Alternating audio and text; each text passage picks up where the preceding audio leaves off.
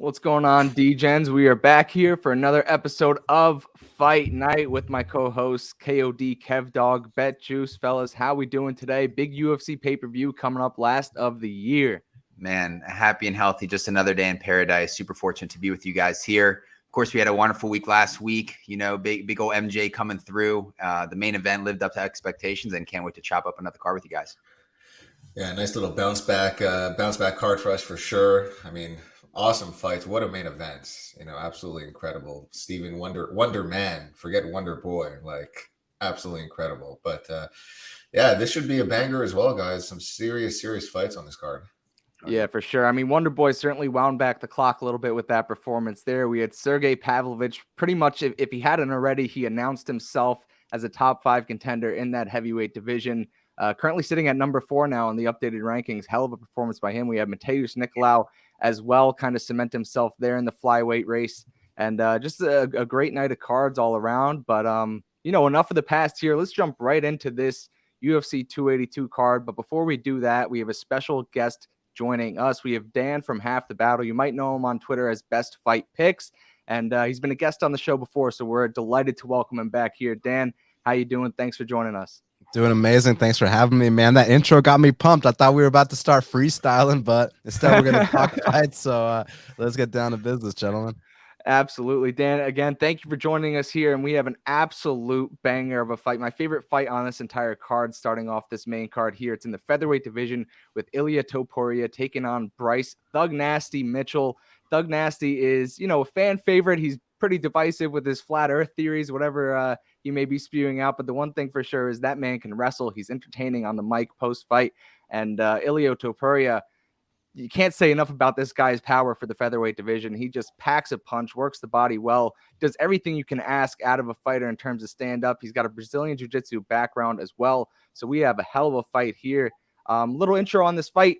Ilia Topuria, I was looking at the odds here on Bet Online. He opened up around -210. That line has since steamed down all the way to -135 with money coming in on Bryce Mitchell here. And Dan, as our honorary guest for this pay-per-view, I'm going to let you take the wheel here and lead us off with this fight breakdown. Yeah, I mean, listen, this is a great fight. When it was announced and I saw the odds initially, I was really interested in Bryce Mitchell. Had a good history betting both guys. You know, I played Topuria in his debut at +160 against Zalal, and then I played him at -200 against Damon Jackson. I sat out the next two, and he looked impressive in those as well. I know there's talk about, oh, he got dropped by Jay Herbert, but I think that's irrelevant here. I mean, Bryce Mitchell is not a 6'1" kickboxer, but I think what's actually impressive about that was that it showed that Topuria can overcome adversity. I mean, he got dropped with a head kick, then he came back, he slammed the guy, and he brutally knocked him out. Oh, yeah. So initially, I love those odds on Mitchell, but man, the more I watch it, Topuria, I'm scared of this dude, man. I mean, he's got that fast twitch, athleticism. The guy's got one-punch knockout power, and he's got that Greco-Roman background as well, so he can grapple too. So I think the path to victory for both guys is for Topuria. He's got to sprawl and brawl. He's got to make Bryce Mitchell pay for all those takedown entries.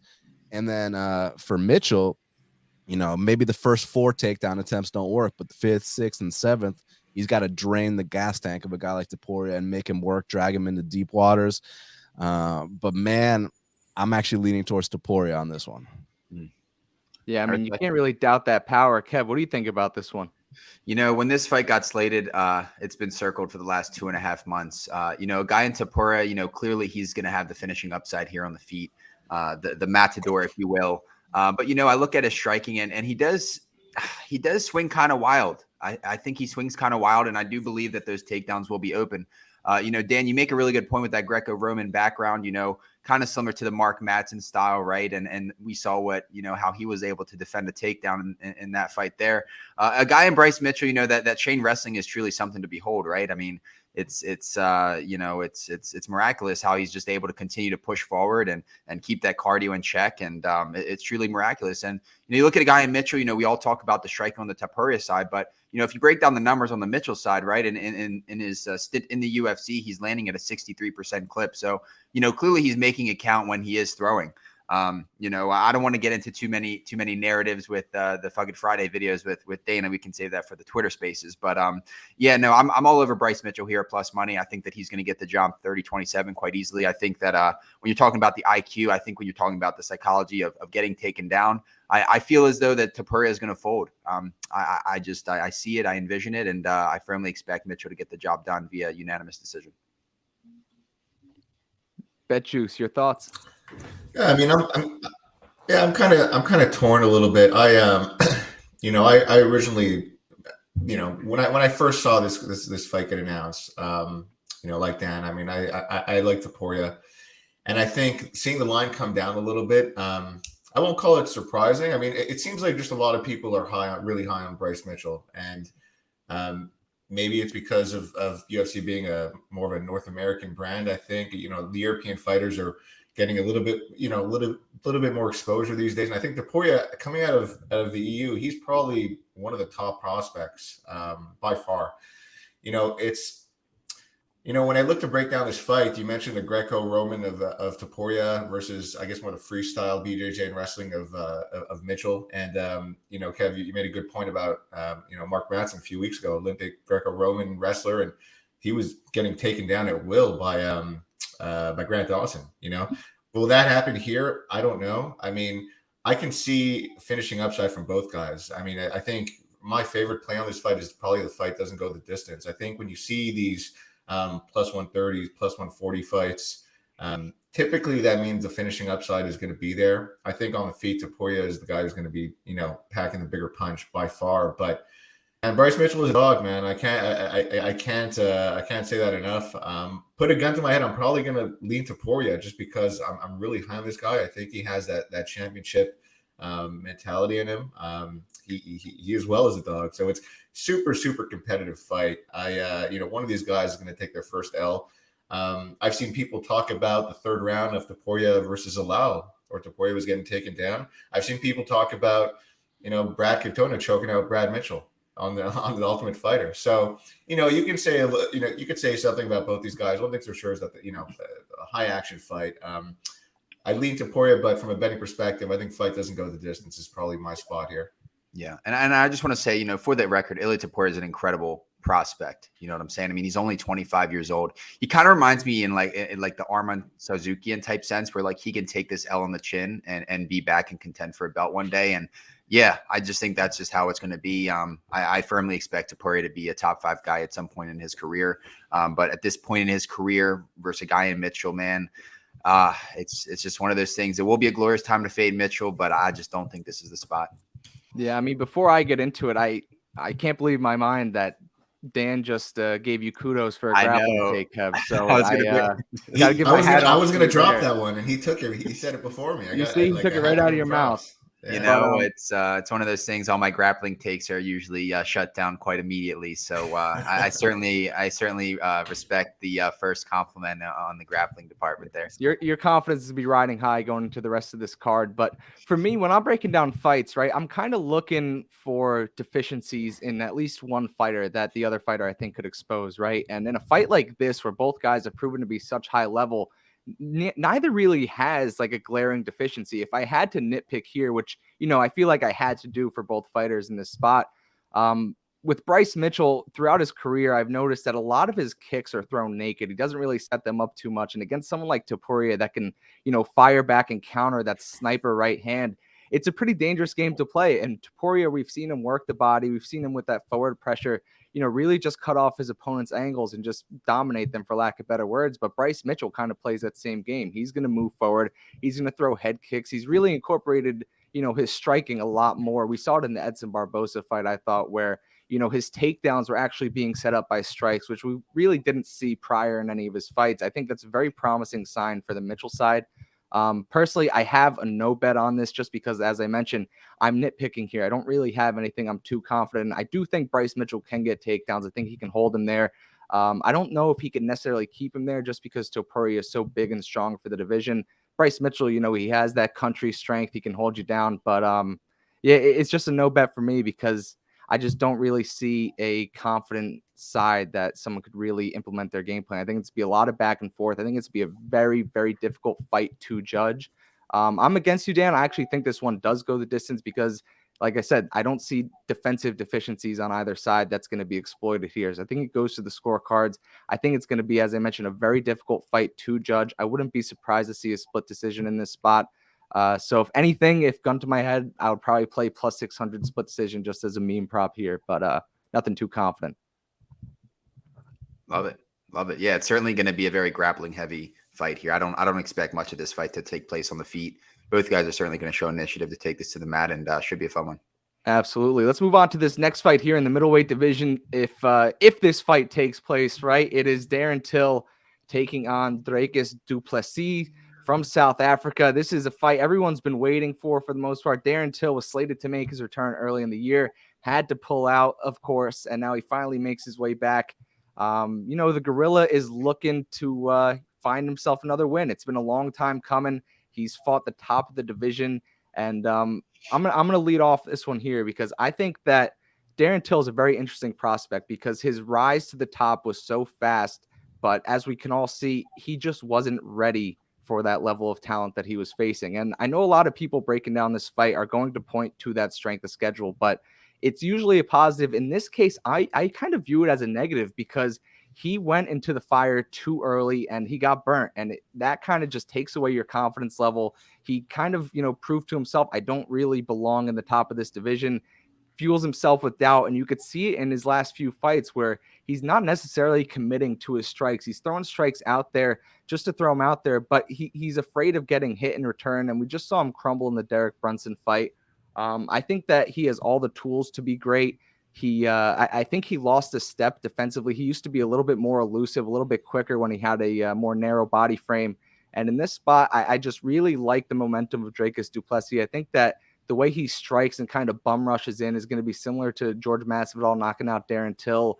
And, we saw his work against the fence Dricus. He could bring this to the mat where Till, for lack of better words, is kind of lost. He's shown that that's his major flaw, his major deficiency. People are going to try to exploit it, but I don't necessarily think Dricus has to do that here to get the win. I think he could win this one on the feet, and I really would not be surprised to see Dricus get a finish either by knockout or submission in this spot.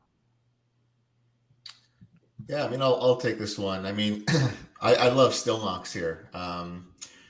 Till, I think you hit the nail on the head in that he was thrown into the fire a little bit too quick. He had a few impressive wins, but that title fight against Woodley, I feel like it was a little bit premature. And we've seen kind of how his career has, I guess, sort of fizzled off since then, right? He's had a mixed bag, lots of L's versus his one win was a close one against Kelvin Gastelum, an undersized middleweight, right? So I think it's you mentioned it seems like everyone's taking my takes today, but the Jorge Masvidal fight against Darren Till kind of told me how I think this fight's going to go.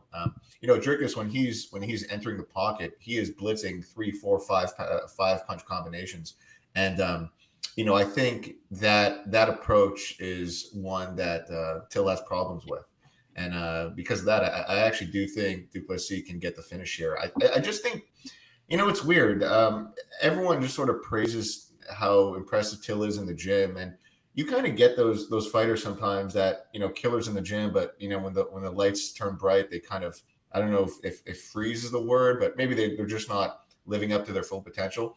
I kind of feel like Till might fall into that category. Unfortunately, he has a lot of wear and tear on him. For a guy who's only 29, he's had multiple long layoffs due to injury, and I also just think the hunger factor isn't quite there for him anymore. I mean, du Plessis, you got to think a guy with an entire country on his back.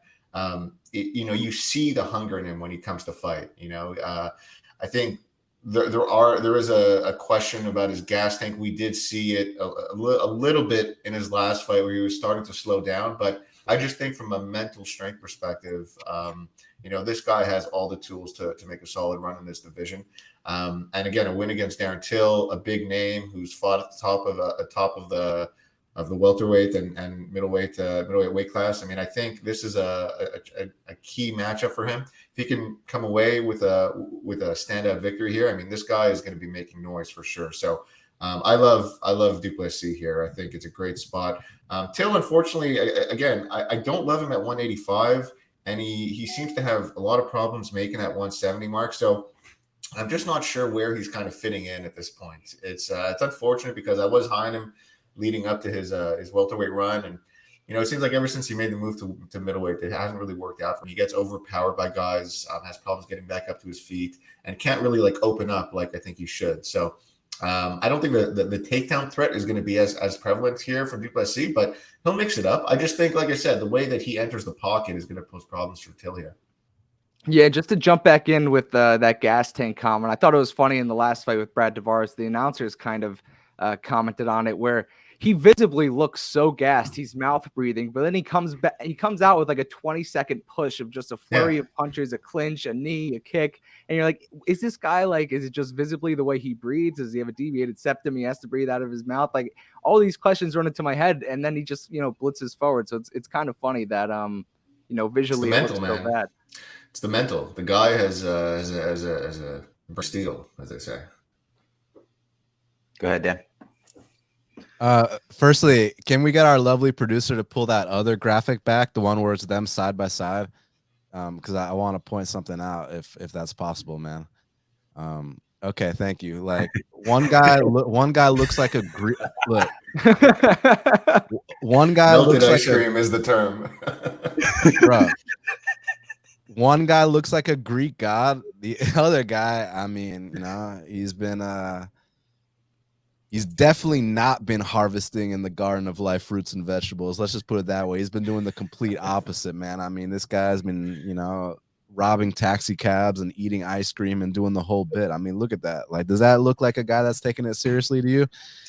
One guy looks like a guy that wants to fight for a title. The other guy looks like a guy who used to be 17-0 on top of the world, riding high with confidence. But, with these confidence-based fighters, as soon as they lose, man, they go down the hill completely, because it's like the whole McGregor, like, there's not a man alive that can beat me, and then as soon as there is a man alive that can beat you, their confidence just falls off a cliff. And not to mention Till's style, the guy barely lands 2 strikes per minute. I mean, his volume is atrocious. So let me ask y'all something off the top of your head. What do you think the most amount of strikes Till has ever landed in a UFC fight is? Off the top of my head, I'm going to say like 60, maybe less. The most significant strikes? Well, I know it's certainly over 118 because just in his previous fight, he landed 60 significant strikes in round 3, right? I'm talking about Till, not Duplessis. Oh, Till. Oh, boy. Sorry, Kev's a little slow, Dan. You gotta excuse that. Under 75. I'm going to go with 80. but guess a number. Shit, 69. All right, so we got a 60, we got a 69. What about you? I got 80.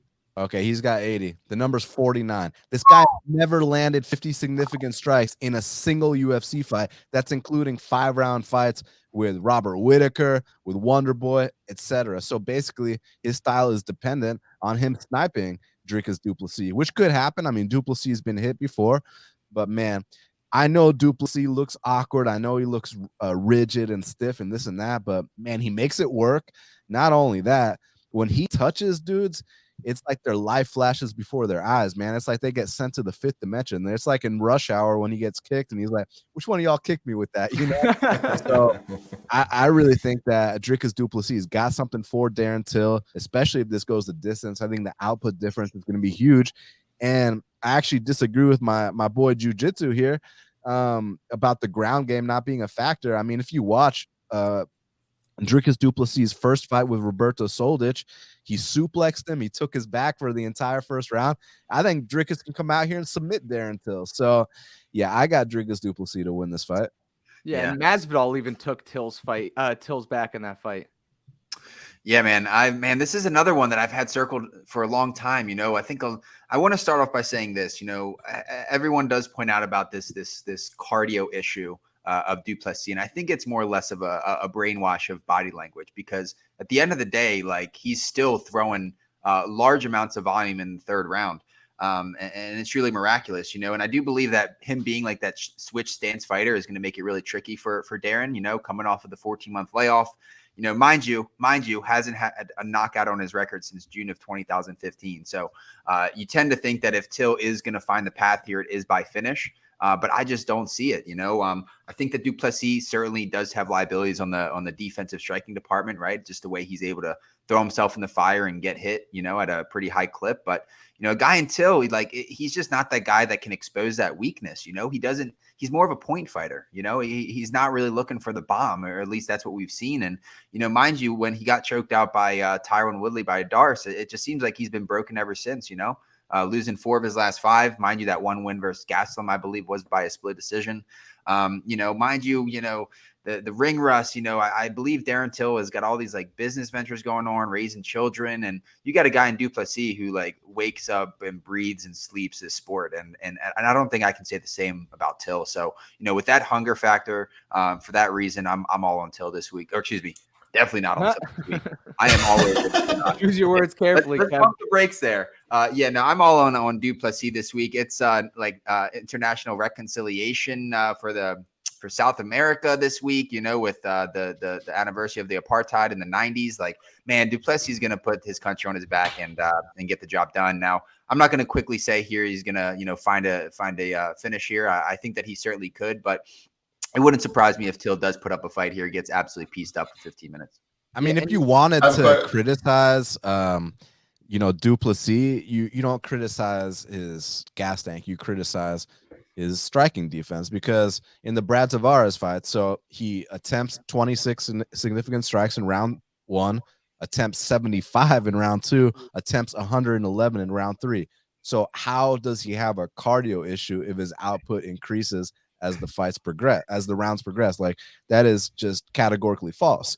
And I agree with you regarding the Gastelum fight. I mean, like, to me, Gastelum just hasn't been the same since the Izzy fight, period. Yeah. You know, I don't care that he's an undersized middleweight. I mean, the guy at one point, Kelvin had an 100% knockdown rate at middleweight. He'd knock down every single person he fought, but that ended like with the Till fight, right? The dude just hasn't been the same since the Izzy fight. And that fight, no one won that fight. The fans lost that fight. That was a terrible fight. So, yeah, Till, unless he's refound his confidence, you know, I got to go with Dricus. I mean, he certainly hasn't refound his diet, because we all know he's still looking like vanilla ice cream. Yeah, and just to touch on Kev, you kind of said that he's like a broken man. And how long did it take for him to tap to Derek Brunson when he got that choke in? He tapped as soon as the arm went under the neck. He didn't even like collect his second hand yet until was already tapping. So it kind of goes to your point there that I just don't feel he believes in his skills. Like I mentioned before, when he throws strikes in his last few fights, he's not committing to them. He's just like a little bit scared to get into the fire. And, you know, that'll happen when you've reached the top so fast and then you've taken the fall that he's taken. Yeah. And it's like, man, Duplessis lands at like 6.5 strikes landed per minute. Like, I don't even think Till even clips half of that, you know? So it's like, if you just go strictly by the numbers, is Till going to outpoint him? Absolutely not. Is Till going to find a submission? Very highly unlikely. Is he going to find a knockout? I just don't see it, man. I mean, look, Duplessis is there to be hit. I'm not going to sit here and say that he can't, but I just don't think Till possesses that power to knock him out in the pocket the way I think that maybe we could potentially see down the road on the Duplessis side. Bet you guys. Maybe you know, maybe we see Till bust out the. Yeah, I mean, listen, maybe we see Till bust out the wrestling here. He's been training with Hamza for a long time, right? Who knows? That'd be interesting to see. You know what I mean? But, has he been training with Hamza, or has he been getting absolutely demolished by Hamza? Or right? Going to the public Hamza. Who knows? Like, dude, I train with black belts too. Am I gonna come out here and submit a black belt now? Yeah, right. It's it's maybe one of those. He'll hold on a little bit longer, you know. No, but I train with one All-American Travis Shihai. Am I gonna go compete at the Olympics now? Yeah, like training partners aren't going to save him here. You know what I'm saying? And it's like one of those things. If Till does want to take a lousy shot, he's just going to get caught in a guillotine. It's going to be night. It's going to be night. Like, yeah. So I think I can confidently pivot off this fight and say that we're all on Dricus Duplessis there. But coming into this next fight here, we have a catchweight fight. Short notice was just announced. the other night. Alex Morono taking on Santiago Ponzinibbio. Ponzinibbio was originally slated to fight Robbie Lawler. Lawler had to pull out. Morono comes in on short notice here. And I think it's definitely a much more interesting matchup than we originally had with Lawler. Felt like it was going to be a one-sided affair with Ponzinibbio. I think he was minus 400 about against Lawler. Finds himself closer to minus 175 in this spot against Morono. And, you know, I think Ponzinibbio, I thought he did a better job in his last fight than the 2 fights prior against Michel Pereira. I thought he actually did enough to kind of edge out one of those last 2 rounds to get the decision. It was a split decision loss, close fight, good fight. But you could tell that this guy has, you know, lost his step since the surgeries. He's getting up there in age now, 35 years old. And yeah, he's not the same guy he used to be. I think Morono could give him some trouble here. I mean, Morono just put on an absolute masterclass against Matthew Semmelsberger his last time out. And I think that he's just a little bit too diverse. He's a very smart fighter. I mean, he coaches and corners other fighters. He's a trainer in his gym. So you know that his fight IQ is there. And on short notice, it's going to be a tough opponent to prepare for. I don't have a strong lean in this fight, but if I had to choose a side, I'd probably go with Morono here. Kev, do you have the chance to look into this one and you have an opinion on it? Yeah, man, I do have a quick mention. Is Morono really 40 years old? No, he's 32. Okay, I was going to say, am I tripping this morning or what? But yeah, no, the great white man, if there's one thing that I love about Alex Morono, it's his footwork. Like the way he's able to just kind of bounce off his feet and pick his shots is really special. You know, it's a short notice. You know, I look at a guy in Ponzinibbio, you know, mind you, from, 2014 to 2018 before the, the life-threatening bacterial infection that Ponzinibbio had. I mean, Ponzinibbio went on a 9-1 stint in the UFC. I mean, that's super, super impressive. But, business is business at the end of the day. And like the way I see Ponzinibbio since then, it's just, he doesn't seem like he still has that mustard behind his punch. I think that there is value on the Morono side, but, given all these like this variance, with the short notice and this and that, and the preparation on both sides, I'm just going to fade it for what it is and watch it. But yeah, I'll lean Morono here to squeeze out a decision here. I don't think either guy necessarily possesses a true finishing threat. So yeah, give me Morono by a really greasy decision here. Yeah, I got to disagree with you there. I think as a Gracie Baja practitioner myself, I mean, I hate going against one of my fellow teammates in Alex Morono, but I think a guy like Alex Morono, he doesn't jump out from an athleticism perspective. He kind of, it seems like he's good everywhere, but not really great anywhere. And credit to him. In his last fight against Semi the Jetta, the guy put on a clinic. But Semmelsberger, I'll make the argument that he's not a true fighter. The guy's a football player and came into MMA a little bit later on in his career. And I think Morono, who I would classify as a true fighter, I think he kind of just outclassed him and just kind of showed him what this fight life is all about. And Semmelsberger, again, came out hard in that third round. Credit to him. But I think it was a good matchup for Morono to begin with. I don't like this matchup for him. I think Ponzinibbio is going to be the sharper guy on the feet. I think he's going to have more tools to, just kind of battle what Morono will be able to throw at him. I think that Ponzinibbio, gave the nod to him in that last fight, albeit very, very close. It was a super close fight. But Michel is a solid fighter, and a guy who once came into the UFC doing all sort of wacky shit, seems to really Ponzinibbio is. Dan, we're losing you a little bit. I mean, at this. We're losing Dan a little bit. When you sit down and say that Matt Semmelsberger is not a real fighter, the MMA gods just don't accept that kind of stuff. And as a result, his connection went to shit. Hey, it's that Montreal connection. What can you do? No, it's the MMA gods intervening, bro. They did not accept that because the other Dan. That's why we have two of you on the show. Well, I mean, think about this. How's the dude not a real fighter? I mean, the dude got outclassed by Morono for 2 rounds, and then he flying knees him and drops him in the 3rd round. Like, Phil Rowe used to play basketball. Does that make him not a real fighter? So I'll say it when he's back so he can hear me. But and also Eric Anders too, right? Last week. yeah, does that he used to play football? Does that make him not a real fighter? Like, come on, dude, you can't say shit like that. Like, a guy that's not a real fighter is like Mike Jackson. That guy's not a real fighter, you know. But anyways, or Chase Hooper. hey, but Chase Hooper can take an ass whooping for some reason, man. Like the kid's tough as nails. He with Hooper, he just sucks at fighting. But anyways, back to this. I mean, I love Santiago Ponzinibbio. I think that around the time that he fought Neil Magny, man, firstly, that performance was amazing. The calf kicks, the way he sets up that straight right. I love his footwork. I love the way he cuts off the cage. He sets up his jab. He literally had a fight with Usman booked, and then, you know, shit went down. I actually thought that Santiago Ponzinibbio was going to be the guy to dethrone Woodley. I really did.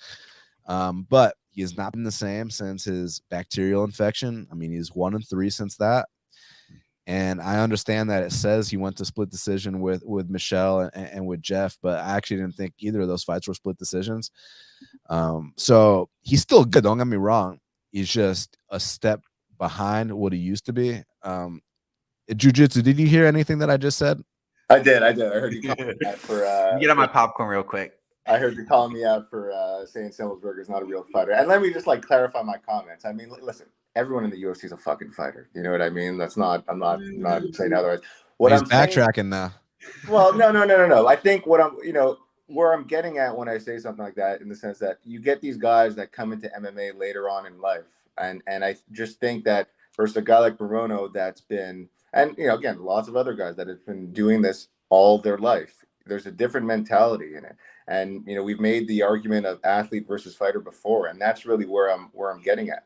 I would classify Semelsberger as an athlete. Does that mean that he can't fucking crack? I mean, no, absolutely. The guy is clearly mentally strong, but I think when you know, compare that to this Ponzinibbio fight here, I mean, Ponzinibbio is a guy that's born and bred in this shit. I mean, this is what he does, and I just think he's going to be the hungrier guy in there because of the fact that he's on this fucking skid. I mean, Morono, I also don't always love last minute replacement fights, which is why I like this one to go the distance.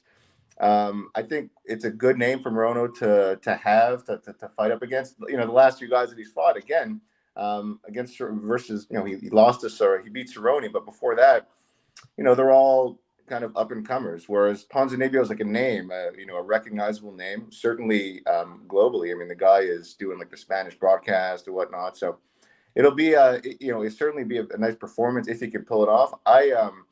I just think when you look at the skill set of both guys, I just think Ponzinibbio should be the cleaner striker. I think Morono's path to victory here is probably going to be in the grappling departments, you know, if anything, because Ponzinibbio has been, you know, controlled on the mat. We have seen that before.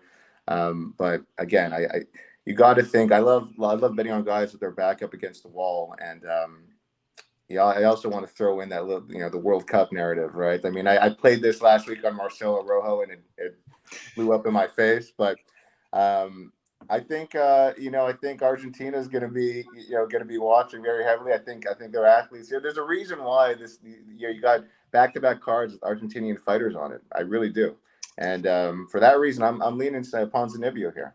Yeah, it's one of those things where he goes by the Argentinian dagger, but like I think he's more now like the Argentinian butter knife. I don't know what it is. One of those things. But hey, you talk about hunger. Morono is coming off 4 straight wins, so it's not like he doesn't have hunger on his side. And you know, quite frankly, if he's taking this on short notice, he knows deep down that he has an opportunity to win this fight. So I think that if this wasn't a short notice at this line, I'm all over Morono. But just because he's on short notice, I'll just watch it for what it is. Dan, you look like you were gearing up to say something. Yeah, let's go. I want to hear, man. I mean, dude, you went from picking the absolute worst Argentine fighter to now, at least now you're picking the best Argentine fighter. So I'll give you that, man. But like, you're staying consistent. You know, I think the only like semblance of them knowing each other is probably Rojo having a picture of Ponzinibbio on his wall. You know what I'm saying? Because I doubt Ponz even knows who the hell that guy is, you know? He's like, oh, you want to take a selfie with me? Like, that's cool. But listen, if this was anything like the Ponzinibbio that we all know and love, then I'd max bet him at these odds. But unfortunately, it's not. I still think he wins the fight, especially with, you know, the fact that it's an 180-pound catch weight, that means that Morono, I mean, I'm guessing Morono asked for that catch weight. I'd be shocked if Pons asked for the catch weight. So it's probably a situation where Pons is like, oh shit, 10 less pounds for me to cut. Whereas Morono, is probably cutting down from 200, probably cutting down from 195. So yeah, but Morono's gotten better, and he's starting to feel like this is his home. So an upset just wouldn't shock me. But based off, the best version of both fighters, you got to go with Pons. Yeah, absolutely. This fight feels closer to a coin flip for me, right? That's kind of why the minus 175 gives me a little hesitance here. I would just be more inclined to take the dog at these odds. If you line it a coin flip, then you have to take the dog. Yeah, absolutely. Yeah. I just think with Ponzinibbio, I mean, look who the guy is losing to. I mean, you can't really knock him. I mean, Jeff Neal, Leach, these are top guys in the division. So it's yeah. There's nothing to take away from that. I just think it's more of a matter of how he's looked, right? He just, like Dan mentioned before, he just kind of looks like he's a half step behind his opponent. He's also been a slow starter too, his last few fights, where he really doesn't turn it on until it's too late. Yeah, but I think I think you're right with that 180-pound catch weight. I think it'll actually favor Ponzinibbio quite a bit. The higher, as you get up there in age, those weight cuts take more and more of a toll on you. So not having to drop those extra 10 pounds, I mean, I think that'll definitely help him more than hurt him for sure. Yeah, and I know Mr. Daniel Levy has a quite the sabermetric on his pod when his pup comes and greets him during the show. Well, hey, my boy Snoop D-O-double-G is here. Maybe the dog is barking. Who knows? The great white, baby. Is he barking? He's breathing very heavily because during the love. I don't know if you guys can hear it, but let's go, Morono all day. Yeah, no, interesting fight. Tough to make something real confident out of it, being that it's short notice. But let's move on to this co-main event here. The people's main event, right? Paddy the Baddy coming into the United States, fighting on Las Vegas soil, taking on Jared Gordon here. Paddy line steamed up a ton. It's currently sitting around minus 260. Comeback on Jared Gordon plus 210. Our boy Daniel Levy, what do you think of this matchup here? Do you see any true path to victory for Jared Gordon, or is he just the sacrificial lamb for the UFC's Playboy? Yeah, I definitely see a path to victory for him here. I mean, look, the line you have to bet Paddy right now is the exact line you had to bet, when he was fighting a grown-ass man that twerks.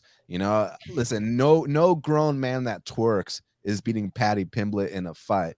The Kazula guy wasn't beating him either. So in spots like that, it's a no-brainer you take Paddy at these odds. But here, I mean, Jared Gordon's no slouch, man. I mean, Jared Gordon's been in there with a lot of good guys. He's got a lot of wins under his belt. He's very heavy on top. He's got good volume on the feet. So I think Jared can actually give him a test. I actually think Jared's going to win some rounds in this fight. It's just what's interesting about them is that Jared's known for winning fights and then getting finished. Paddy's known for losing fights and then finishing his opponents. So I think it kind of, it's perfect for each other. And it's basically going to be a situation where, Paddy Pimblett bettors are going to be sweating. He's going to get taken down. He might get tagged up on the feet. But when it's his turn to deliver his offense, I think he might actually come out here and finish Jared. So, yeah, he's going to give you all a sweat, but I think Paddy ends up getting it done. But I'm not betting it here. Like, it's the exact same line as it was against the grown man that twerks. So I'm not interested at this price. Yeah, I love Paddy the Baddy here. I mean, I think you're right about the line. Jared Gordon certainly presents more danger than Jordan Leverett. I mean, Jordan Leverett really has only one path to victory, and any time he fights. Whereas, Gordon, well-rounded, experience, has been in there with tough guys. Wants them, lost them. He's looked really good, and then shat the bed. And at the same time, he's greased out some decision wins. So the guy is competent everywhere. I think. You're right, though. I do think that, Paddy is certainly going to be, he's obviously the A side. The UFC is obviously pumping him up. Being in a co-main, in his, fifth fight in the UFC? No, it's his fifth fight in the UFC, is it not? Fourth, yeah. So, that it certainly says something. I mean, it's very clear. Paddy is the cash cow. He's got the social media following, barstool athlete, all that shit. So, I mean, for someone to make the case to bet Gordon, I mean, God bless you. You got to have some great conviction. I do think, like I said, he's more live than previous opponents, but I just don't see it happening. I mean, I think Paddy's jiu-jitsu is very good. He takes the back very, very well, and we've seen Gordon, get finished in those compromising positions. I think what I'll be interested to see is how willing Gordon is to engage in the grappling here, because if there is one weakness for Paddy, it's that he does get hit on the feet, right? So does that mean that Gordon's going to try to keep this standing? I mean, we saw in his last fight where he just tried to grapple fuck, Leo Santos for 3 rounds, a fight that I had to not go the distance. I still remember that one. That was just, that was brutal. But, Leo Santos is kind of a shell of what he used to be, at this point in his career. So I'll be interested to see how willing Jared Gordon is to engage in the grappling here, because I do think that it doesn't take much for Paddy to sort of flip the script. I mean, we saw that in the last fight. He was able to get a clear reversal, catch the back, and it was all said and done. And Jordan Levitt, again, great grappler. The guy has a solid ground game, and Paddy was able to kind of weather that early storm and kind of flip the script on him. So all that being said, I mean, I've got to take Paddy here. I won't have a straight bet on him just because from a line perspective, it doesn't really make sense to me. But again, put a gun to my head, I'll probably, I take Paddy. I'll probably have some exposure to him inside the distance, because I do think Gordon, is there to get finished both on the feet and on the mat. So it would not surprise me at all. I think we actually see a Paddy KO here, to be, if I'm being quite honest. I just think, he can find that chin, and Gordon, as much of a veteran as he is, we have seen that from him in the past where he gets clipped and dropped. So yeah, give me Paddy. Dan, who do you have in the Eric Anders versus Kyle Dawkins fight? I had Eric Anders. I got Eric Anders by 2nd round knockout. I said it last week. I had Eric Anders last week. I mean, and it played out exactly how I thought. I thought that he was going to outmuscle and overpower Dawkins. I think that one went over your head a little bit. Yeah, no, there's a Anders Dalkus graphic that popped on the screen for like 5 minutes there. No, sorry, I was watching the other screen. My bad. Yeah, bump the brakes. But let's talk about and I think you're gonna like this, Betches. Let's talk about the Brazilian Jiu-Jitsu on the Jared Gordon side, right? You're talking about a brown belt under the infamous John Danaher, who is a professor of Gordon Ryan, one of the better Brazilian Jiu-Jitsu artists of all time. So, I'm not going to sit here and say that, Jared Gordon can't defend a submission. I certainly think that he can. And I certainly believe that Jared Gordon is going to show the initiative to take this to the mat. And I think Daniel makes a really good point. I think the Paddy bettors are going to be sweating a little bit here. I think that the over 1.5 at -170, I think that's a really good number. A lot of people are like, okay, Paddy's just going to walk in here and knock out Gordon. And I just don't see it, man. Jared Gordon is a very experienced fighter. I do believe, for what it's worth, has a pretty significant IQ in the fighting realm. So, it's just one of those things that I'm just going to fade it, watch it for what it is. I think that there will be a glorious time to take this plus money on a Paddy opponent. Do I think Jared Gordon is going to get the job done? Probably not. But do I do think that he could win a round, maybe 2 on a judge's scorecard? Potentially. So we'll just predict the Paddy decision here. I just don't see a finish. And if it is going to be a finish, it's got to be the knockout. I believe Jared Gordon has won 4 of his last 5. So it's not like he's, on some downswing of his career. He's still kind of in the mix here. Obviously not no bona fide fighter in this division, but certainly has the experience to make this a competitive fight. Yeah, and if I'm not mistaken, this fight was originally they were trying to make this one for the last London card, right? I think Dana actually prematurely announced that Jared Gordon would be fighting Paddy, and then obviously there was a change of plans there. They gave Jared Gordon an old expired Leo Santos. He got the win there, and it just I hate to say this, but it feels like the UFC is taking like a page out of the Jake Paul playbook here, right? They're getting him an old veteran fighter that doesn't necessarily present much danger anywhere, and Jared Gordon, he's done a lot in the sport. He's fought in a lot of tough guys. And outside of the Grant Dawson submission, he's done a very good job of defending himself on the ground. And, you're not going to catch slack for getting submitted by Grant Dawson. He made a mistake late in the fight. He needed to do something to get out of it. And, he got his neck taken. But I think that Paddy Pimblett is just, he has a wide arsenal of tools that he could use in this fight. He's got the long reach as well, a 5-inch advantage over Jared Gordon. And I think, his length is going to give Gordon some issues closing the distance, which is what Jared Gordon's whole game plan is. He's not a guy that's going to strike, from distance, exchange combinations, get out of the way. He's someone that wants to get in your face, get you against the fence, land from within close. It kind of plays to his body frame, right? But I could see Gordon winning some minutes here. I just don't see him being able to clip Paddy like I think it was Vendramini did. And I don't think that he has the same takedown advantage that Jordan Levitt does. So in this spot here, it almost just feels like, Paddy Pimblett could get it done any way he really chooses. Kev, I like that line that you shouted out, though, the over 1.5 at -170, because when our boy Jiu-Jitsu Dan before mentioned he had the fight does not go the distance in Gordon's last fight, I was going to mention that's what you get for betting an under in a Jared Gordon fight, because this guy just lives to go over, go to the distance. So getting him at over 1.5 at -170, I really like that. And like I mentioned, he's defensively sound on the ground for the most part. He's gotten caught a few times on the feet. Paddy does throw wild. He does have power, but it's a big stage. It's in Las Vegas. I could see this one going over. I mean, not a lot of people had the over in Paddy's last fight. That one finished in the second round too. So I just don't see where Gordon has Pimblett covered here. I like the line for Paddy. I would have liked it more where it opened at. I think Bet Online opened it up at +105 on the Paddy Pimblett side. So if that's the case, it steamed all the way up to -260. It's impossible to bet him here.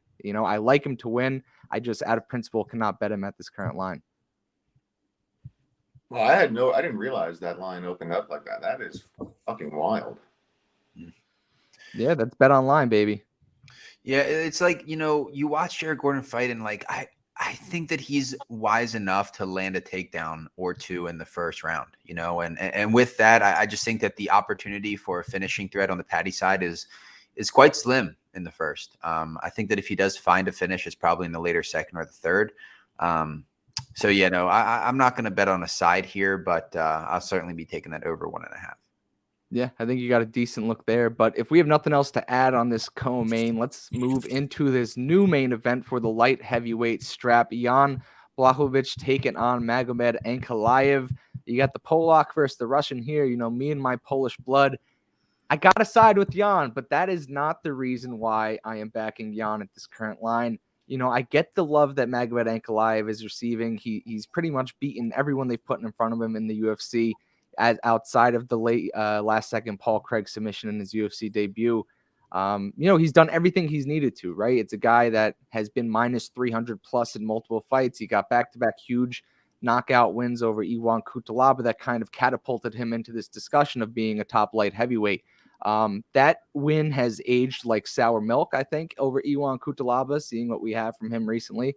That is not the reason why I like Jan, though. I think when I was breaking down this fight, I was really surprised, because I feel like I had bias on Ankalaev, right? That he was this assassin, he was this killer, right? But then we see him fight like some of the top guys like Thiago Santos, Anthony Smith, and I'm watching these fights go on, and Ankalaev doesn't throw combinations. The guy comes in, he throws one punch at a time, one kick at a time, he gets back out of range, and then he comes back in one punch at a time, one kick at a time. I watched his last 3 fights in a row, and I could probably count on one hand the amount of times he threw a combination. I think he doesn't have any sort of grappling advantage in this fight. I know a lot of people are referencing that Glover Teixeira was able to take down Jan Blachowicz, and so was Anthony Rakic. But when you look at the style of takedowns, Ankalaev, his takedowns are rooted in body locks, trips, and throws, right? But that's not the way to get Jan Blachowicz down. The way to get him down is single legs, double legs, attacking his legs and making him put weight on one of the legs. And he struggled with that. We haven't seen Ankalaev wrestle that type of fight. And I just think that the size for Jan is just too difficult to throw him. I know that Ank has a very good background there, but the more I look at this fight, Ankalaev likes throwing leg kicks. We saw in the last fight, Jan did a phenomenal job checking Rakic's leg kicks as well. So I don't think that tool is going to be there. I think that Jan is going to be able to land his own leg kicks. I think that he lands more with more power. He does a great job fighting behind his jab. He's got a very long reach, jabs and leg kicks all day long for Jan. And as I mentioned, when he lands, it's going to be the more impactful strikes.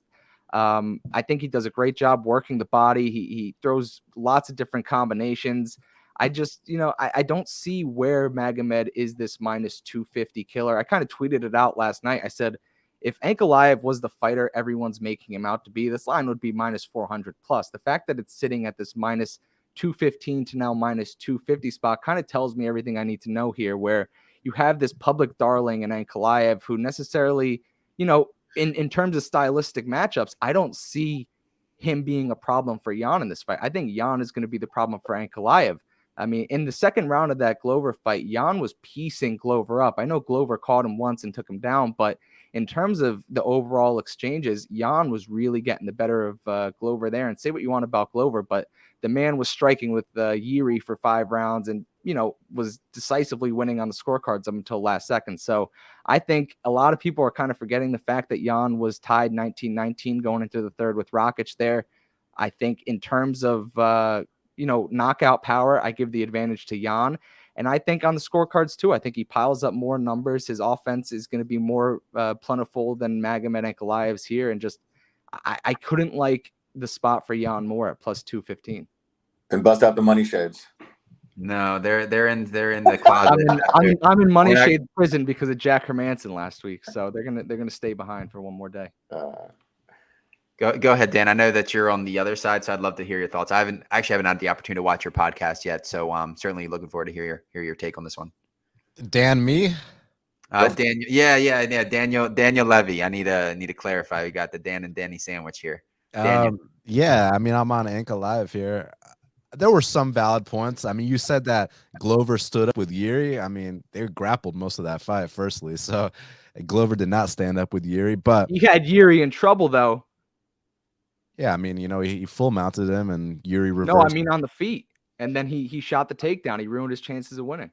Yeah, luckily, well, you know what's funny about that is everyone talks about how Glover went for this guillotine and that's why he lost. But it's like Glover got into full mount like a minute after he got that guillotine. It's just Yuri was able to reverse position. And when it was Yuri's chance to go for his submission attempt, that's all she wrote.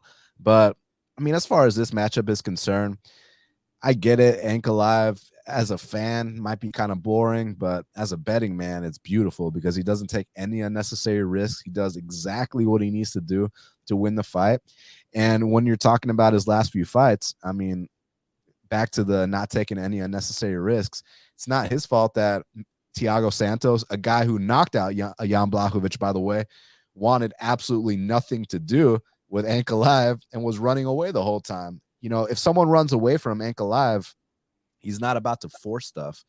But if you come at him, which I know Jan Blachowicz is going to do, get ready for this check right hook counter. Get ready for this high kick. Get ready for an entry to a level change, whether it's a body lock like you mentioned, those Greco-Roman takedowns. But I mean, I don't think it's just limited to that.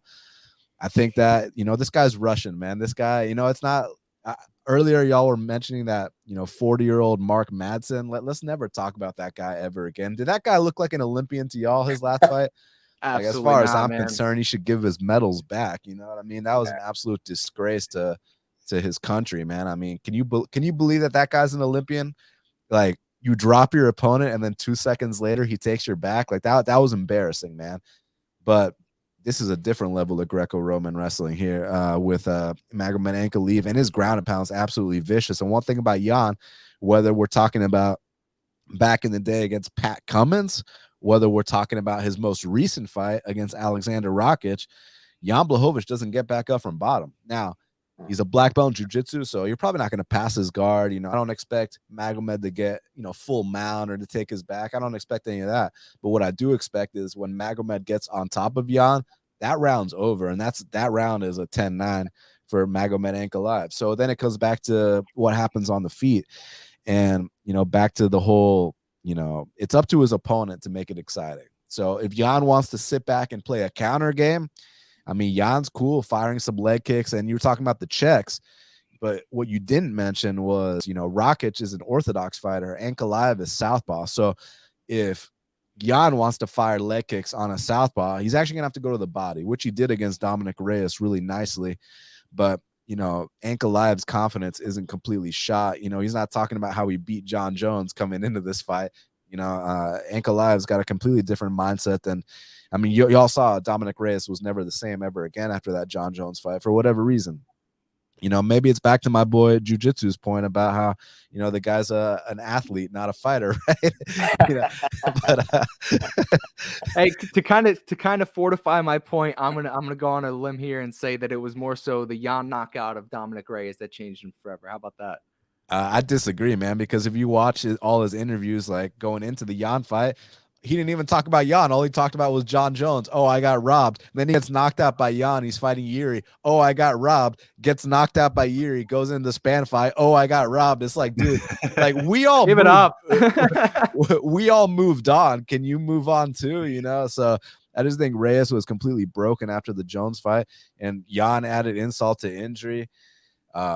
Yuri laid it, buried him 6 feet in the ground, and Span put the nail on the coffin, man. But back to this fight, it being exciting comes down to Jan Blachowicz, just like any Ankalaev fight. You saw with the Kutalaba fight. Kutalaba wanted to fight Ankalaev. Okay, well, then he got turned into a highlight reel. Anthony Smith, remember his whole thing going into the fight? He's like, Ankalaev's had 17 mixed martial arts contests, but he's never had one fight. I'm going to make a fight. Okay, well, we saw what happened when you made him fight. You woke up the beast in Ankalaev, you made him fight, and as a result, you got finished. And you can bring up a broken leg all you want. How come he's coming back in March if he had a broken leg? That's complete bullshit. I don't buy that for a second. A broken leg. Have we seen Weidman since the Uriah Hall fight? No, we haven't. Have we seen Connor since the Poirier fight? No, we haven't. Those are broken legs. I think, Anthony Smith twisted his ankle. I don't think he had a broken leg. But back to this. If Jan wants to sit back and counter, it's going to be another, kind of quote unquote boring Ankalaev decision. But if Jan says fuck it and he wants to make it a fight, it's going to be like the Maheta fight where they kind of, were fainting. They were kind of throwing some feelers for about 10 minutes. And when Jan finally said fuck it, he got countered and he got knocked out. So it's really up to Jan if this fight's going to be exciting or not. But anyways, I took Ankalaev minus 250 here. I played him to win 2 units, and I think he's going to be a nice belt holder for Jamal Hill in 2023. And I look forward to betting Hill at dog odds. I think Hill's a tough problem for Ankalaev. But absolutely. I want to ask you, Dan, do you think Rakic is better or worse than Ankalaev? I think he's completely different. He's an orthodox fighter. He's back to my boy Jiu-Jitsu's point about being more of an athlete, They call him the Rocket because he's got this fucking high vertical jump, but like they fight completely different. Rakic just gets away with a lot of things because of like his physical attributes, whereas Magomed Ankalaev, he's out here fighting behind his jab. He's a southpaw. But I think that one similarity that they're going to have is when Ankalaev gets on top, I don't think Jan's getting back up, but I got to give Jan credit. His hands look very sharp in that Rakic fight. Cool. You said a lot of things that I like, Dan, about your breakdown there. And, I've got my own take on Jan Blachowicz. I mean, I'm of the opinion that this guy had the absolute easiest title reign in the light heavyweight division that we've seen. He beats Dominic Reyes, who, again, maybe an athlete, maybe not a fighter. And then Izzy Adesanya coming in weighing at like 193 pounds, and he takes him to a decision, right? His one, I would say, like real fucking contender, go over to Sherrod, the guy crumbled. And it's just like, I'm wondering why. I kept asking myself when they announced this fight, why am I only hearing about how Jan didn't know, he was on a plane, like, he didn't know he was going to fight. All these sort of built up stories into setting up why he's fighting here. We haven't heard one peep from Ankalaev. We haven't heard anything. There's no like, so all the coverage is justifying Jan fighting for this title, like why he's here. And I just feel like it's the UFC engine just trying to justify this fight a little bit. I mean, we know Ankalaev was on a one-way ticket to a title shot. I mean, it was obvious. There was, I mean, to be honest, and I mentioned this in last week's show, I thought that it should be Ankalaev against Jamal Hill for this fight. But he's already slated to fight Anthony Smith. I think he'll probably walk through Anthony Smith with ease. And you're right. I mean, I think Ankalaev and versus Hill is the real money fight in this division at this point. But I do think here for Jan, again, I think you're right. He has to bring the fight here. If he sits back, Ankalaev just doesn't take those unnecessary risks. He fights to win. And, if the highlight reel presents itself, I mean, he'll take it. And he's very capable of it. But Jan here, I think, at 39 years old, coming in on short notice. You got to think a guy with his, has been around as long as he is. I'm sure he's still, in phenomenal shape, ready to go 5 rounds. I don't doubt that for 1 second.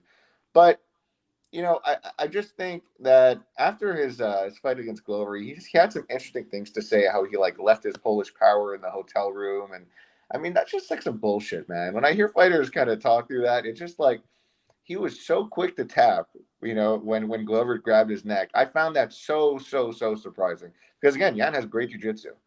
He really does. And you made a good point. When he gets put on his back, he has a hard time getting up sometimes. But in top position, the guy is dominant. The guy is good at maintaining that top position. And we've seen him, kind of control guys on the ground. We've seen him finish guys. So I think for him to win here, it has to be some form of controlling Ankalaev on the mat. I don't think he'll be able to clip Ankalaev because Ankalaev plays a little bit too safe, right? He's not going to put himself in that position. So I actually think we can see an Ankalaev finish here. I think a lot of people were shitting on him for multiple decision wins and how he's not really going for it. Well, look, he got the finish in his last fight, right? What do you have to say now? I mean, it's you're gonna chalk that up to a broken ankle. I mean, I don't think so. He was dominating that fight. And then show me the fucking X-ray, Anthony Smith. I want to see it. It was negative, right? I think honestly, I think we had Ankalaev by finish in that fight on the KP, if I remember correctly. And yeah. I want to touch on your point too, Dan. I was gonna say I'd bet money that I think Jan shoots the first takedown. I think he's going to be the one to initiate the grappling here. I really do.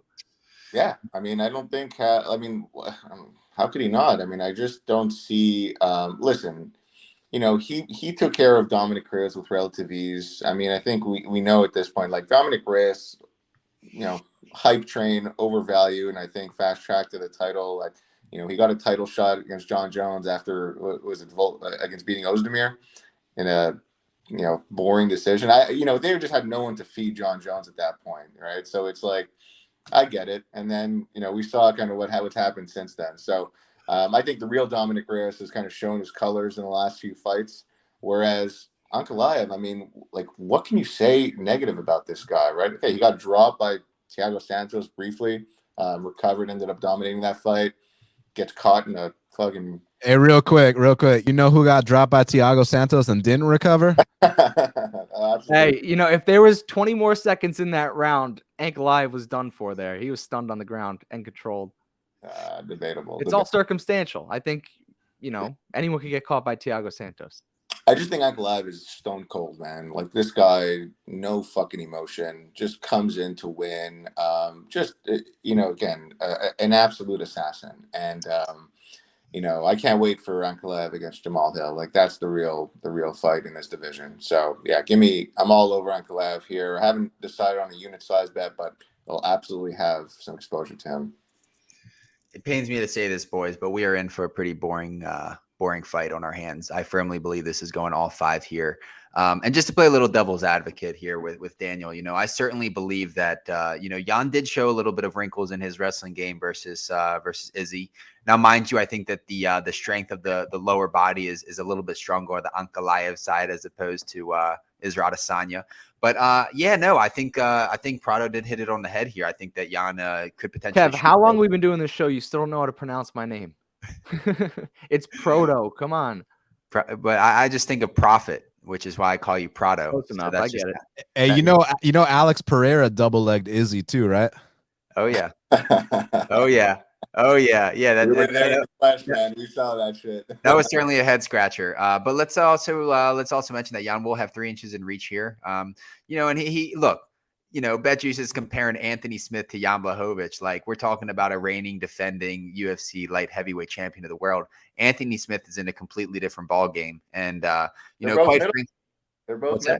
I moved up to light heavyweight. I mean, that's just a fact. Yeah, and he's failed to be a champion, and that's just the reality. And he never will be a champion in his life. Yeah.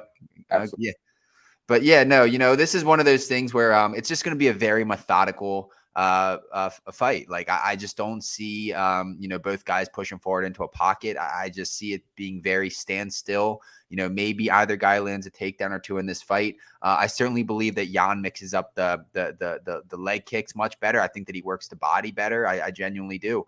And I firmly believe that once we're going into that third, fourth, fifth round, that Ankalaev's defensive ability is going to drop, and Jan is going to win those later rounds. So, and I also want to mention that I think Jan's head movement is really spectacular.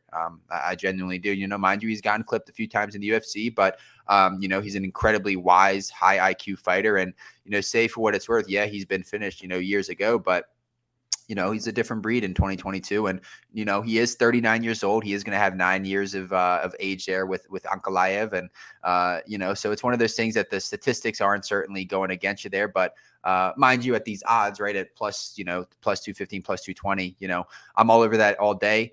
We mentioned this earlier, Proto. Jan by decision plus 650. It's going to happen. I feel it in my plums. We got the cold moon this evening, right? So we're going to see these decisions kind of similar to UFC 281 with the blood moon. We saw 11 of 14 fights go inside the distance at 281. We saw 7 first-round finishes. I love a lot of I love a lot of decisions on this card, and I certainly expect this fight to go a decision. Give me Jan 49-46. It's always nice to have our spiritual guide join us, right, with the cold moon coming up on the card. But I really do. I can't stress enough. I love Jan in this spot. I don't think I'm convinced that Ankalaev covers this minus 250. I'm really not. And I think that you make valid points, Daniel. I think you do too, Dan. I love Jan. I'm Polish. Can you blame me? Come on. No, you should trust your gut, man. It doesn't matter what I say. It doesn't matter what anyone says. You should always trust your gut and don't be swayed by what other people say. And also, I'm going to steal I feel it in my plums. I never heard that before, but I'm going to steal that. It's a quote from, I believe, Will Ferrell in one of his movies, but yeah. That's good. Yeah, no, but this is going to be a fun card, guys. I cannot wait to see this last final pay-per-view of 2022. Mind you, January, we've got a card in Brazil, February, a card in Australia, and in March, a card in South Korea. So we're in for a treat. Yeah, absolutely. And guys, if you have any other bets you want to plug that are on the prelims that you got locked in already, Daniel, we'll start with you before we close this thing out. If you have anything that you have locked in, you want to give out, go for it. I actually haven't locked in anything in at the moment. There are a few spots I'm eyeing, Buckley, Billy Q, but we'll see what happens. It just depends on the line. The line's the most important thing to me. It doesn't matter who I'm a fan of. Doesn't matter, who trains jiu-jitsu. It just matters, about the line and the matchup and all that. So if I'm to place a bet, I'll post it on Best Fight Picks on Twitter, and my Bet MMA Tips is Best Fight Picks as well. So y'all can see it there for free. My man. Yeah, I love Raul Rosas this week. I think I mentioned this to you guys earlier how Perrin and Raul Rosas have the same manager, and they're setting up this fight. Like it feels like they're feeding Perrin to the wolves here. Rosas in the fucking video game already, guys. You know what I mean? You got guys in the UFC that have 10 plus fights that can't make it into the video game. They got this 18-year-old in there already. He is a savage. I was following him in the IMMAF. The guy is just cut from that fighter cloth, man.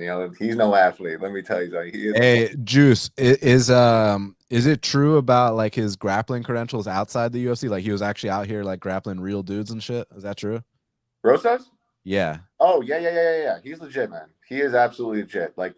So here's the thing. Like, I don't know if you saw the last ADCC that just happened a few months ago, but you look at these like new breed grapplers, and they're all like 17, 18, 19. Ty Rotolo, Colabate. Like, these are all 17, 18 year old kids that are fucking destroying these adults, and it's because of the pace that they put on. It's just the aggressiveness that they fight with. And what I saw in Rosa in that Contender Series fight is exactly that. He is all gas, no brakes. Like, this guy will get in a bad position and just recover like that. Like, I just don't see where Perrin will be able to keep up with him anywhere. It's just to me, again, and I hate using some of these buzzwords like lock and free money, whatever. Like, if I was to ever use that, it's here, man. Like, Rosa is, for me, I think just top to bottom on this card, this guy is just a shoe-in. It's like Perrin. I saw him fucking tweeting last week how like everyone's talking shit that I'm going to lose in the first. Well, I'm not going to lose in the first. But like, who says that? Who says that? It's a loser mentality, and I mean that in the most respectful way possible. You know, sorry, what do you say? I didn't hear you. So he was saying how like everyone he's seen everyone on Twitter how everyone's talking about how he's going to lose in the first round and that he's going to prove that he won't. Yeah. He's not saying I'm going to destroy this kid. He's saying I'm not going to lose in the first round. Oh yeah, dude. Perrin's got like the worst attitude I've ever seen in my life, and he's saying exactly what everyone who's brought in to lose says before a fight. Like this is like we've seen this time and time again. Yeah. So yeah. And I can't stress this enough. The fact that these guys have the same manager and they're matched up together, it says something. Like, I'm sorry, matchmaking is an art that the UFC has mastered. And there's a reason why this is his first fight in the UFC. Juice. Sorry to cut you off again, but you know what happened, right? The UFC were like, all right, who's the worst guy on the roster? They call up this kid Cameron Else, right? And they're like, hey, Cameron, do you want to fight Raul Rosas? And Cameron's like, nah. So they're like, all right, you're gone. So then they're like, who's the next worst guy? So they call up Jay Perrin. Listen, Jay Perrin's a tough guy. He took the fight, but it was basically a situation. It's like, if you don't take the fight, we're going to cut you. If you do take the fight, we're going to let you lose, and then we'll cut you. They cut you. And at least you'll at least make your purse, right? For you'll get your 10K again, you know? Yeah. How about you? Similar to like how what's happened with Bo Nickel, right? Like they were going to feed him Jamie Pickett. Somebody got injured, right? I mean, whatever, but he must have been really injured if he pulled out of a fight with Jamie Pickett. Yeah, right. No, I think Pickett was injured. No, it was Bo Nickel. Oh, was it really? Okay. Yeah. So maybe, But that again, that falls into the same category of just like, what are we watching? Like, we know what's going to happen. It's just a matter of how and when. I think Rosa's going to submit him. I think the finish escaped him in that last fight, but he was going up against like a crafty, veteran guy, like lots of fights in the LFA, like no pushover, right?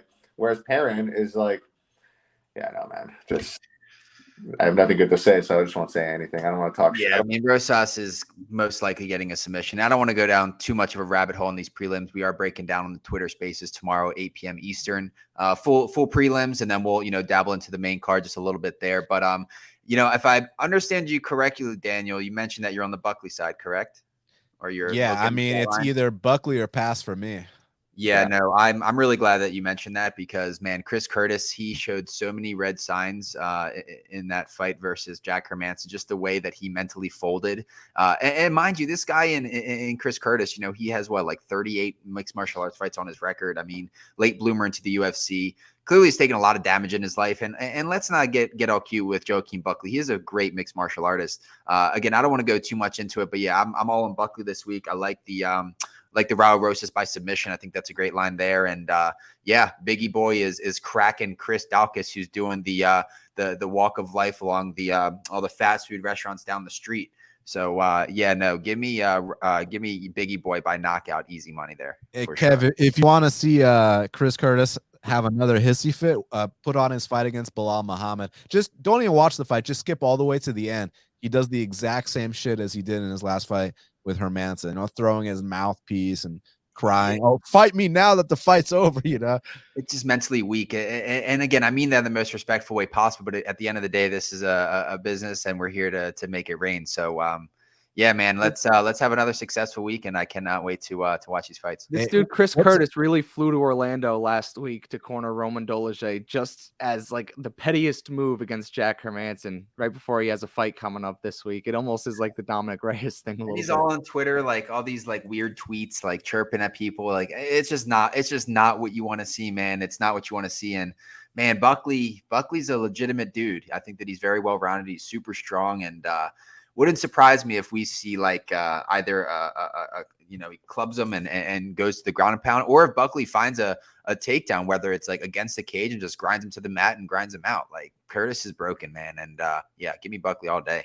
Kev, what's this fast food thing you were talking about with Chris Dawkins? Was it just a joke, or is there some? No, so I'm truth looking in at it? Chris Dawkins's, vanilla ice cream physique. I don't know if you've seen a recent photo of him, but clearly the man has been, going out down the street every Monday. He's going to Taco Bell, Tuesday McDonald's, Wednesday Wendy's, and Thursdays Carl Jr. and Hardee's. So for me, it's one of those things where kind of similar to his brother. You just look at that physique, and it's nowhere close. And Yeah. it seems like Biggie Boy's taking this pretty seriously, man. That dude is one behemoth of an animal. And I will say this, that when Biggie Boy gets his knockout, we'll finally get what the people have been waiting for: the Black Beast versus Biggie Boy. Oh shit. That'd be cool. I'm gonna go with the bet here on the prelims. That probably gonna give me a little bit of slack, but I'm going back to the well against my my own judgment. I got to take Daniel De Silva at plus 175 here against Vinicius Salvador. I think when I was looking at this fight, like all the things you could say De Silva's bad at, I think you can apply them to Salvador, right? But I don't think you could apply all the same things that De Silva's good at to Salvador. So that's where I kind of fall on this fight. I think De Silva is a way better striker. He's got way better jiu-jitsu, and Salvador really just swings wild and hopes to catch you. Outside of that, I don't see where he's a minus 200 favorite here. So that's going to be my underdog play on the prelims. Love it. Well, Daniel, thank you so much for joining. You were obviously our first inaugural guest on our show, and it's only right to bring you on for the final pay-per-view of 2022. So much success to you in the new year, and let's cash another bet. Thank you so much, and likewise, gentlemen. Absolutely. You can find Dan Half the Battle on YouTube, at Best Fight Picks on Twitter. And as always, catch us on Twitter at Fight Night KOD, guys. Thank you for joining us. Good luck, UFC 282, and let's cash in big, baby.